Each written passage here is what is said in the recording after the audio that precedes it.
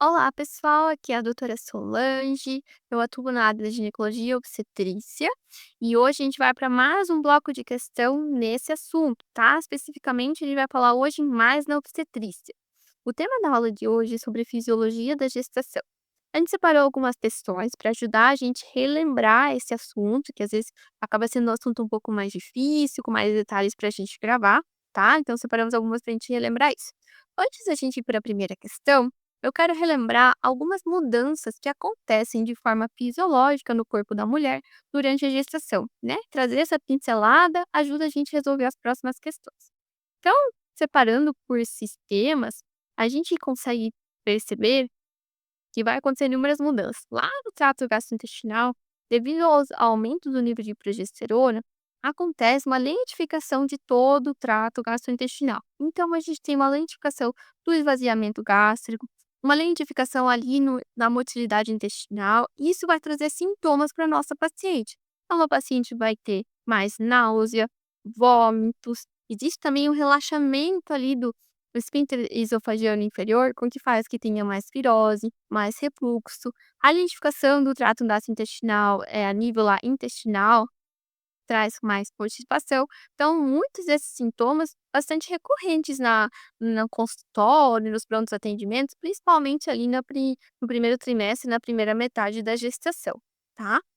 Da parte metabólica, a gente sabe que existe um hiperaldosteronismo secundário na gestação, que vai fazer com que aquela gestante faça mais uma retenção de água, digamos assim, né, de forma didática. Isso vai fazendo com que tenha uma diminuição na osmolaridade plasmática daquela mulher, tá. O hormônio lactogênio placentário, que é liberado lá na placenta, vai trazer também algumas alterações metabólicas para aquela mulher, por exemplo, modificar o metabolismo da glicose, com o objetivo de que se oferte e você tenha a glicose com maior disponibilidade para aquele ferro. Então, lembrando que todas essas alterações que vão acontecendo visam priorizar o feto e colocar ele em primeiro lugar, tá. Na parte hemodinâmica, a gente sabe que tem uma queda na resistência vascular periférica, com isso a gente tem uma queda nos valores de PA primeiro, principalmente na primeira metade da gestação, e uma queda no retorno venoso, tá? Existe também uma hemodiluição daquela gestante, né, associado com aquela retenção de água que a gente já falou, tá.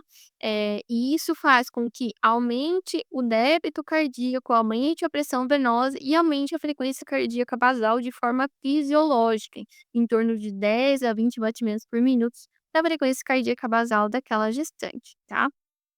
Na parte mais hematológica, eh, existe um aumento do volume eritrocitário de forma global, contudo, essa gestante ela vai ter uma anemia fisiológica que, apesar de ter esse aumento do volume eritrocitário, ocorre em uma proporção menor ao aumento do volume total circulante. Então, é uma anemia fisiológica dilucional, tá?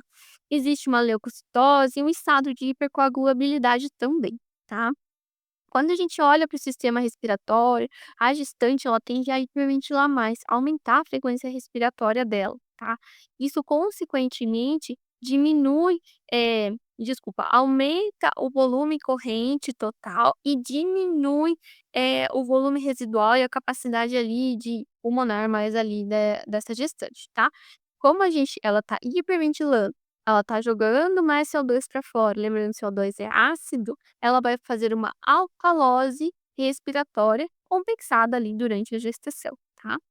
Olhando ali um pouquinho mais para a parte renal também, então existe um aumento do fluxo plasmático renal, né, devido Esse aumento de volume circulante, consequentemente, aumenta a taxa de filtração glomerular, retém mais a questão da água, que a gente já conversou.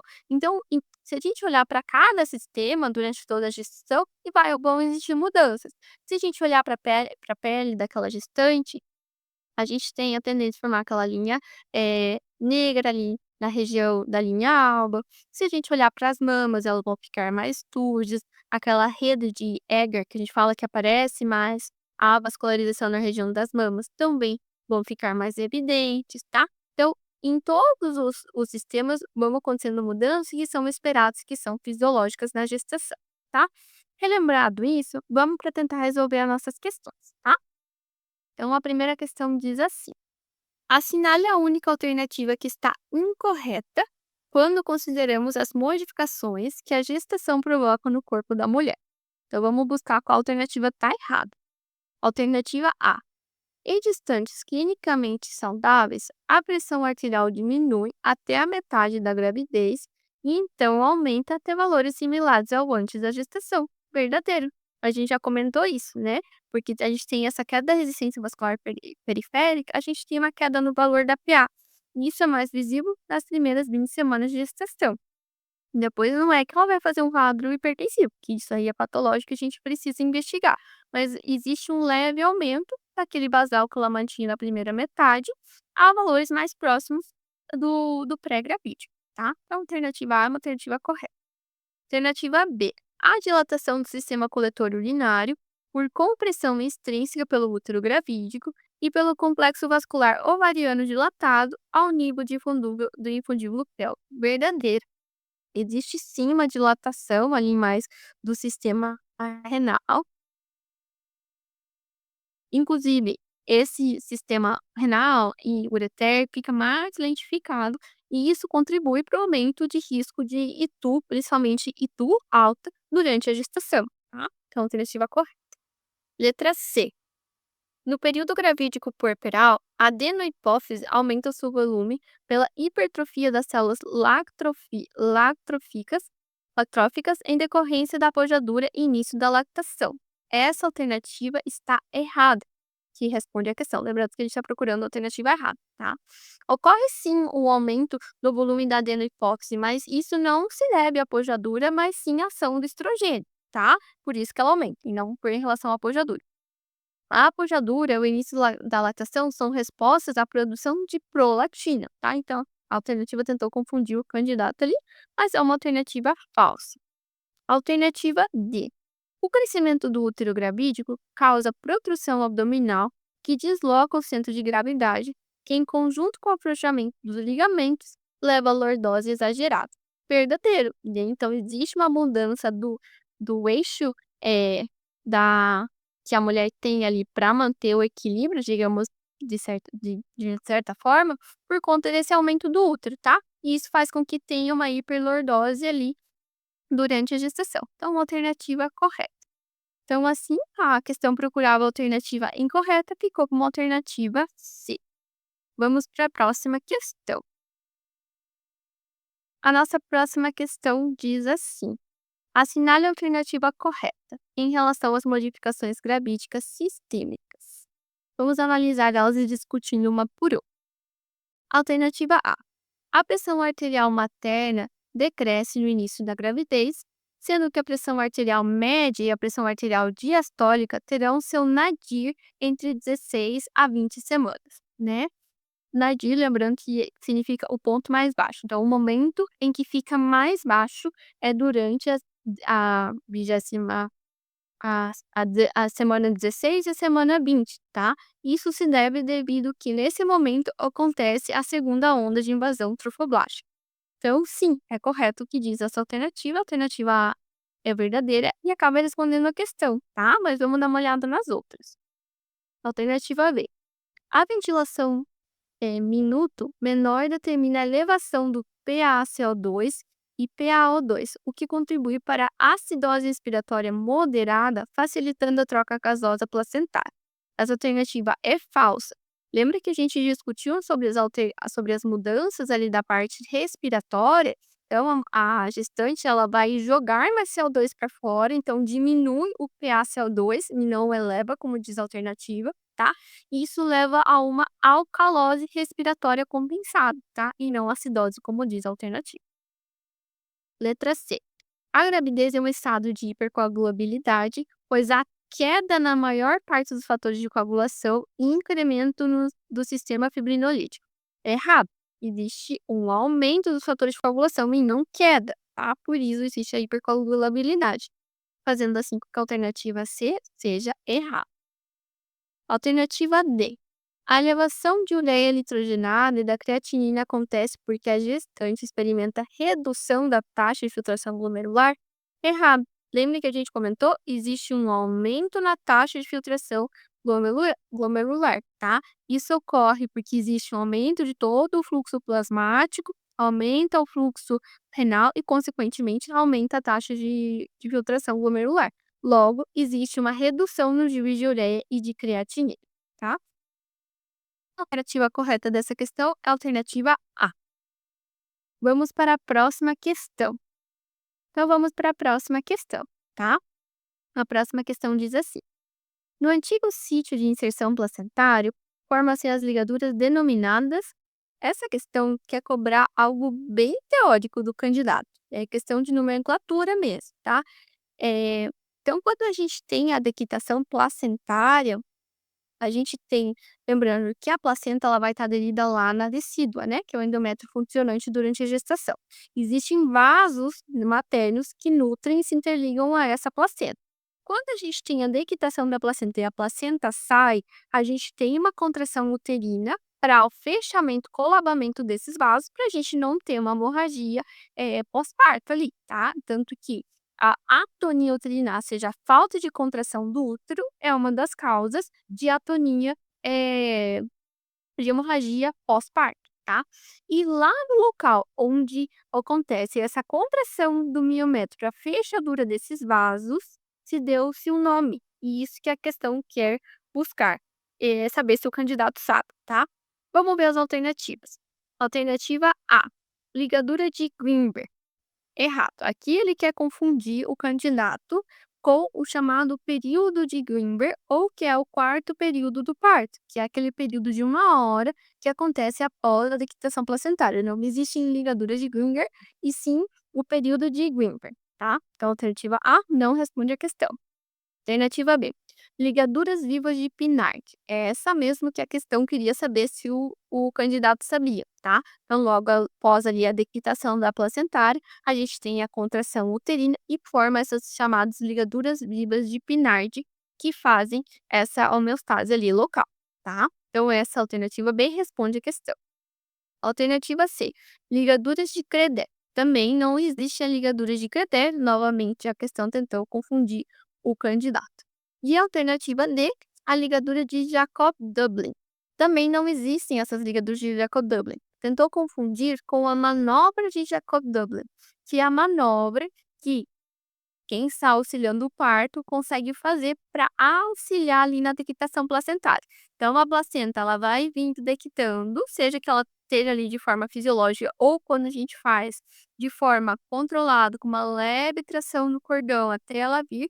E quando a placenta ela vai saindo ali pelo canal vaginal, a gente vai e gira ela ali no próprio eixo. Isso é a manobra de Jacob-Dublin para ajudar na dequitação da placenta e das membranas, tá?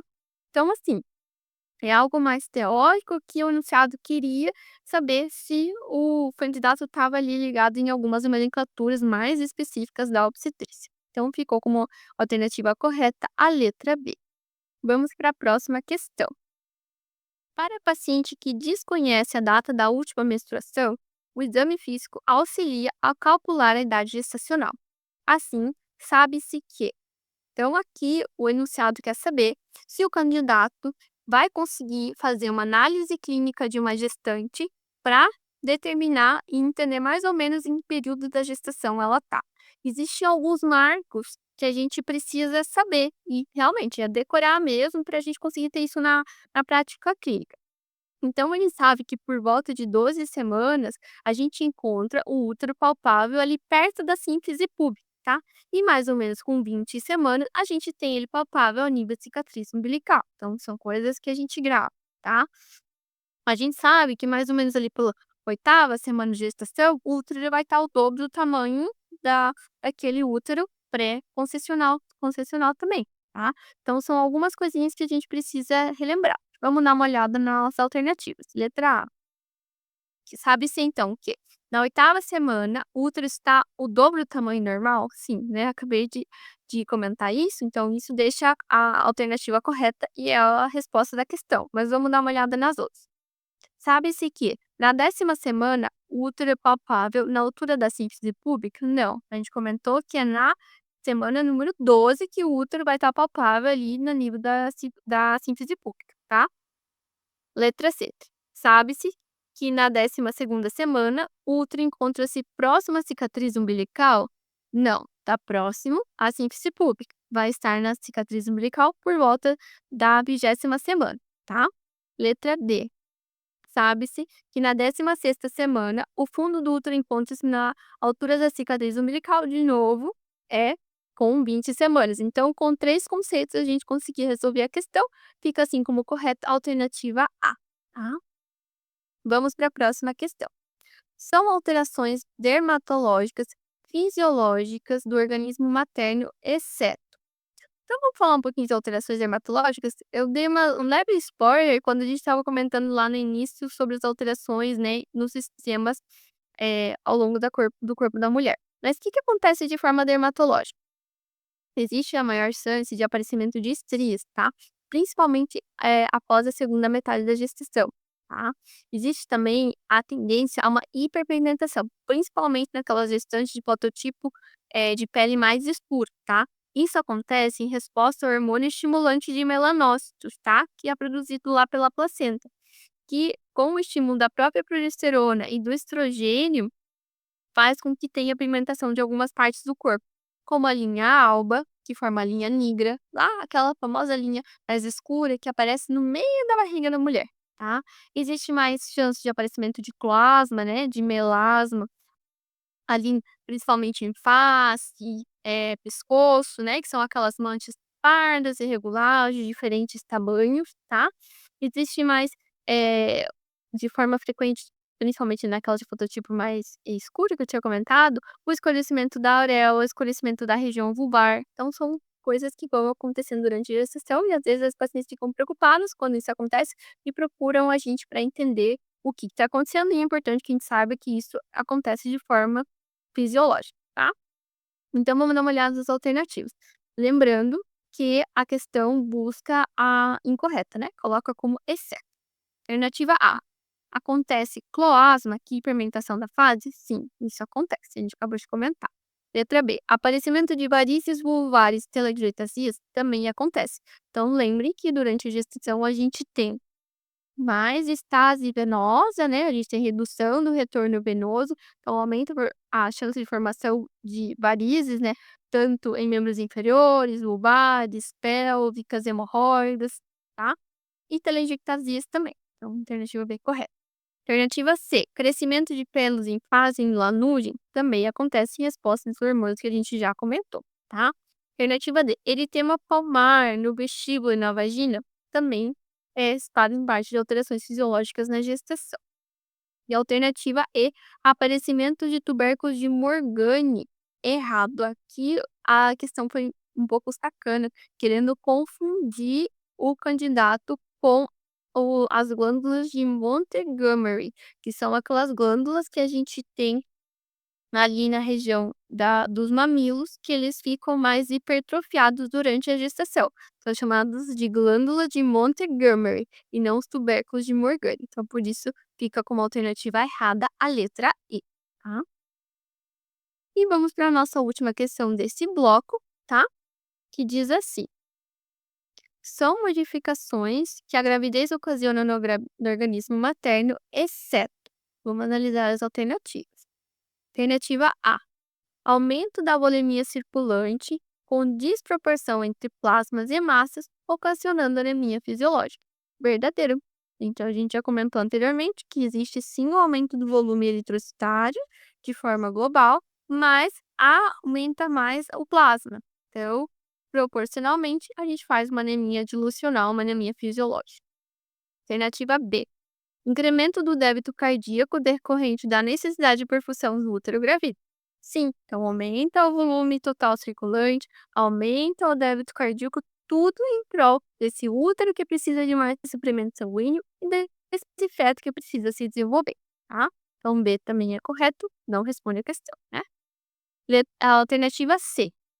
Ação da progesterona na musculatura lisa gastrointestinal, relaxamento do esfíncter gastroesofágico inferior e atraso no esvaziamento gástrico. Sim, então lembre que a gente comentou que existe toda uma lentificação de todo o trato gastrointestinal, tá? Letra D. Elevação do diafragma por compressão uterina, com desvio do eixo cardíaco e alteração dos volumes pulmonares, com consequente acidose respiratória compensada. Essa alternativa está falsa. De novo, tentou confundir o candidato com essa questão de acidose e alcalose. Lembra, a gestante faz alcalose respiratória compensada, porque ela vai hiperventilar, ela joga mais CO2 para fora, CO2 é ácido, joguei mais ácido para fora, eu fico com uma alcalose. É, essa alternativa é a alternativa errada, logo que responde a questão. Então, a alternativa D é a resposta dessa questão. E a alternativa E diz que diminuição do retorno venoso ocasionado pela compressão de veia cava pelo útero gravídico. Sim, principalmente na segunda metade da gestação, a gente tem um aumento desse volume uterino, que vai fazer compressão ali da cava e diminui o retorno venoso, como a gente já tinha comentado anteriormente. Ficando assim, a alternativa correta dessa questão, a letra D. Então, foi mais um bloco de questões para a gente revisar esse tema que é um pouco mais difícil, que tem vários detalhes que a gente precisa ler e reler, né? E ficar tendo essas revisões repetidas com questões para conseguir ir gravando. E a gente vai percebendo que a maioria das questões vai cobrando coisas bem parecidas, não acaba fugindo muito disso, tá? Então foi isso por hoje, pessoal. Espero nos encontrar na próxima aula. Bons estudos!